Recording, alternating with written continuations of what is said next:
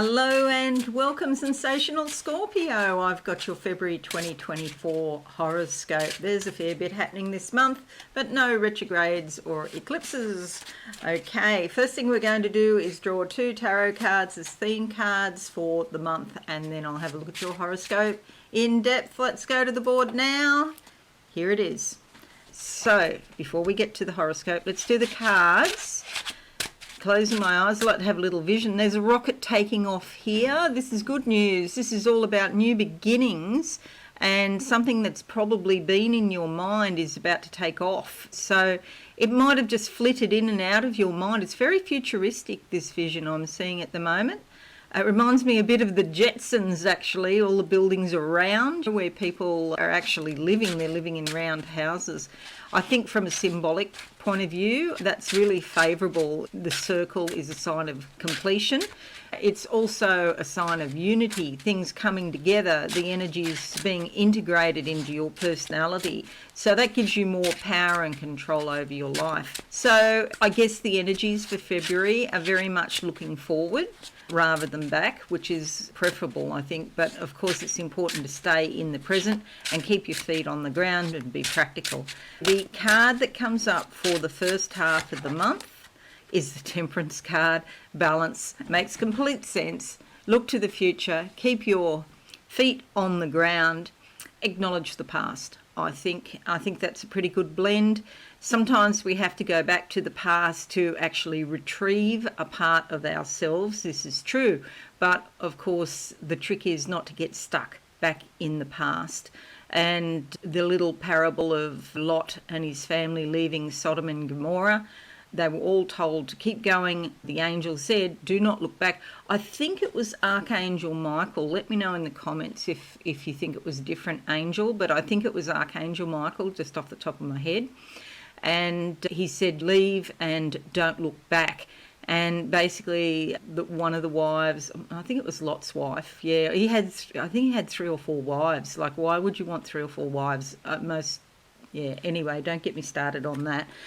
It's, in my mind, it's a big enough job to look after one wife, but I might be wrong. I guess it depends on the wife. If it's a wife like me, it certainly is.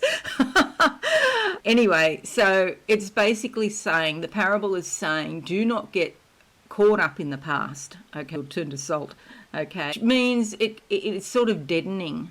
You get petrified back in the past. So the Temperance card is saying, yes, you've got a past and you've got a future, and you're here now living in the present, finding the balance, okay? It's a major arcana card. It could have very long and far-reaching effects on your life if you can get that balance correct. You'll notice it's got a range of colours. Of course, red is about action. The green is growth. The blue is associated with the throat chakra, of course. But you'll see it's sort of indigo at the top there around the edges. And so that is also saying, listen to your intuition. Alrighty. No, still can't move on. There's something else I have to tell you. It's like a peacock feather. In some cultures, peacocks are associated with death, not in the Australian culture, and I doubt in its any Western culture. So I don't think it's the American culture or the British culture either. I think Italian culture associates peacock with death. I don't see it that way at all, actually. I see it as just maintaining balance. And in maintaining balance, you might have to put a stop to any extreme behaviours or any extreme thoughts that you might be having if they're not balanced, if it's not in the whole big picture of things of keeping balance. You might have to put an end to something. That's the only way I can translate that. Now, can I move on, please? All right, yes, I can. The second card, second half of the month, what do I see? What is that? Oh, right, snake biting its tail, which is always fun. But it is actually about healing. It's about transformation. If you had to associate a planet with a snake, I would be associating Pluto. And we do have Pluto just gone into Aquarius recently, where it will remain until September this year. and then it will go back into Capricorn until November 19th, and then it will come back into Aquarius, where it will stop for the next 20 years, almost till March 2043 off the top of my head. So Pluto is associated with death. It's also associated with birth and rebirth. So something ends, so something new can begin. So there is a slight vibration here of endings and beginnings for you, dear Scorpio. But given the intensity of your sign, that's not surprising, is it? The intensity of the feelings, the very compelling feelings that you have to sort of deal with. But it doesn't mean, I don't think it means, I very much doubt it means anything is, or anyone is actually dying. It's like a background sort of energy of endings and beginnings, if that makes sense. The card that comes up for you is the Fool card. So this is very significant because we've got two major arcana in the month for you, which is a bit unusual. There's only one other star sign, I think, that's got that so far anyway.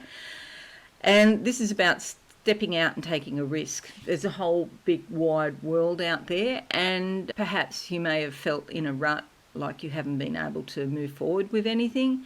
It's time to get some new things onto the playground. You may have some issues with family or friends or somebody trying to hold you back. If you tell people what you're doing, that you're going to step out and do this new thing, they may not like it, and that's because they've got to adjust the way they think about you because they're used to you in a certain context. And if you change something in the context, well, then they have to change the way they think. So a lot of times people can try to hold you back. So, but you've got a lot of red energy here for moving forward, the Fool. And it's like the universe is really encouraging you to step out. If sometimes the universe actually looks after people that will be brave enough to take a bit of a risk, but of course it has to be a calculated risk rather than a foolhardy risk. You need to do the research, but there's a lot of growth and opportunity around this as well. And you step off the promontory here, you can sprout wings and fly like an angel, or you can then end up in the drink. But even ending up in the drink, which is your subconscious, ending up in your subconscious because it didn't work out, it's not a bad thing necessarily, because you can find unknown gifts or forgotten gifts. So there might be sunken treasure down there, deep down in your subconscious.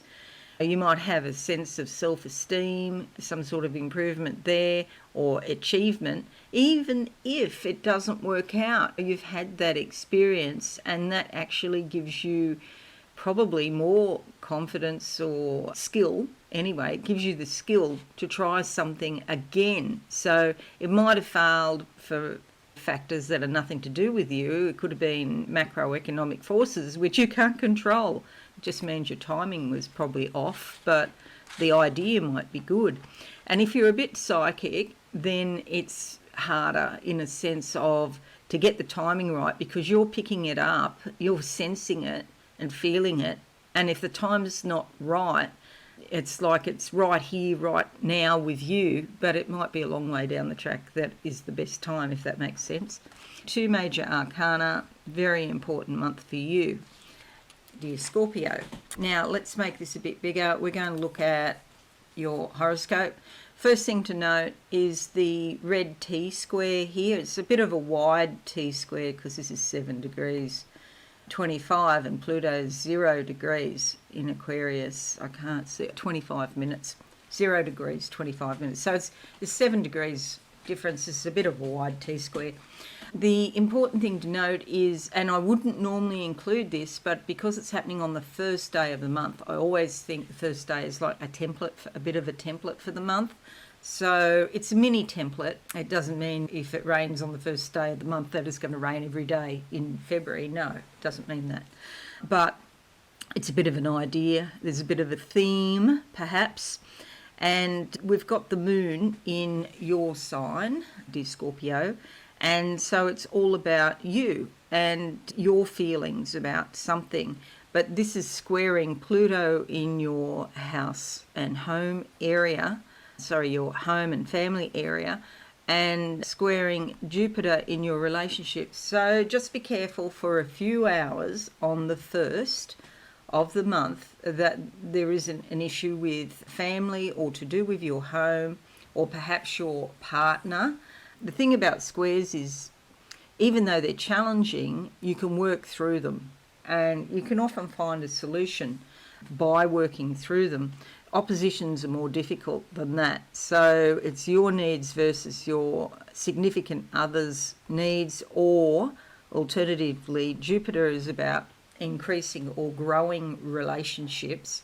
Even if you don't have a significant other, personally or in business, it's about this need to grow a relationship is deep down in your subconscious, but your needs are also very paramount. So it's hard to find a compromise here, basically. Leave it for another day. Also, in Aquarius, there's a really big party going on this month, and Mercury moves there on the 5th or the 6th if you're in Australia and New Zealand. Mars on the 13th or the 14th. Venus on the 16th or the 17th. The new moon on the 9th or the 10th if you're in Australia and New Zealand. So basically, Australia and New Zealand more half to 3/4 of a day ahead of the rest of the world. So, and New Zealand's ahead of Australia. I think it's 3 hours. And so with this big party going on, there is a huge focus on your home and family this month. Pluto does bring endings and beginnings, and so you could see something changing. You might see your family changing, people coming, people going in your family, and it could be any number of things. Could be new or any number of things happening there. Pluto also has a darker side, and it is about manipulation, control and addiction. So that might be on the table, sorry to say. But for long periods of time, you can go ahead and it's like seemingly doing nothing. Because it's such a slow-moving planet, like I said, it's going to go back into Capricorn just for 8 weeks or something between September and November, and then it'll be here permanently until 2043. So that's a lot of time. The next thing to note is that the Sun is moving into Pisces, bringing a lot of insight to your creativity. It's a lot of awareness around things that you can create. It's about leisure and pleasure, going out, having fun. It's about the world of the child, playing. It's your own inner child as well. So you could be having more to do with children while the Sun is here. So the Sun basically spends around a month in each house. So it's a great time for socialising. Initially, right at the start of the month, it's conjunct Pluto, so it's like you might want to socialise or get out and about, but you can't, or there's some restriction around it, or the scheduling is all wrong because Saturn looks after time.